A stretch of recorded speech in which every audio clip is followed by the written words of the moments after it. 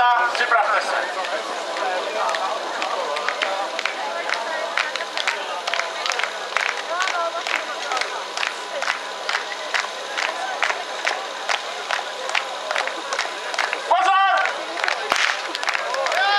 Na poprvé to klaplo, na základě také Košík trošičku zmírnil zdržením kolem 8. vteřiny.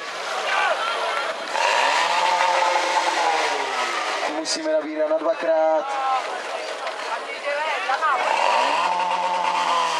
Hovoda kolem 21.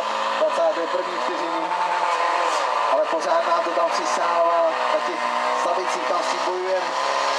Ale nakonec dokončeno v čase 30:69 pro SDA Maršov. SDA Maršov. A nakonec tam vidíme u pana Čiháka, že je tam přešlap a červený praporek.